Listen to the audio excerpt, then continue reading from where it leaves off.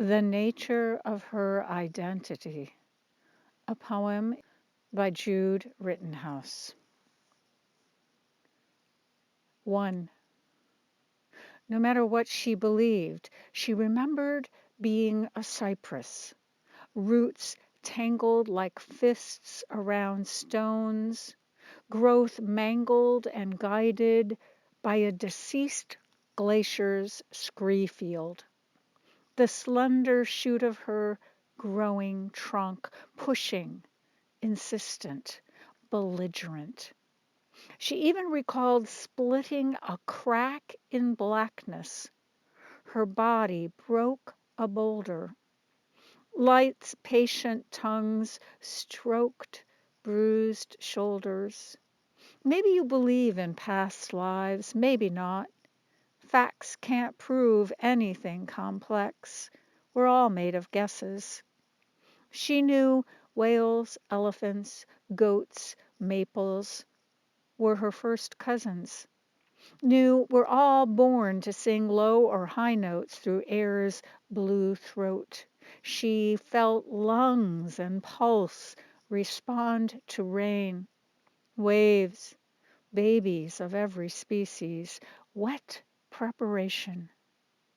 Even spiders join this choir as they squeeze out threads, fresh woven homes, traps, temporary thrones.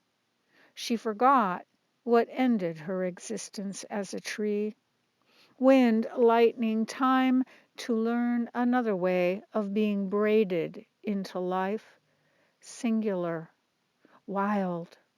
She didn't recall which initiation, incarnation, or losses taught her kindness. Maybe, like her being a cypress, we're all still busting through granite to find that light. 2. She emerged from tenebrous forest to start a new page made of green.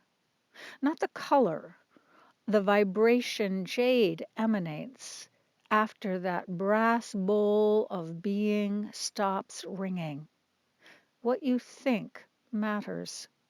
She felt thoughts people didn't know they believed. Strange gifts fall to each of us like ripe peaches. Fuzz and bruises often intervene between desire and sweet juices. Otherwise, life would be a riff without chorus or instruments. Silence is the sound of tenderness, the softest aqua of sky and sea, far from any solid place where they might meet. What we expect is exactly what we will or won't see, no matter what hue our lover breathes this unforeseen morning. She listened with her skin to discover a new beginning. Meaning is what we find and seek when we cease hearing eternity in wave after wave after wave. She heeded Earth's primordial whisper, fill the void, become kind and brave. 3. Maples waved. Cumulus colonies shape-shifted. Wind made time's true nature visible. A girl believed them. Sky's remoteness a safer home, she flew there. Stayed hours, days. Left behind all that bruised blue noise, each deaf and absent presence. Kept watching until she stopped looking for what she was already more than, stopped believing garbled myths, returned to earth and saw humanity's clamor, armor, a glinting, clanging distraction. a terrible trembling rusted inside by unshed tears. Having seen the shapes behind sound, words seemed nothing but a pack of pesky saints, made up.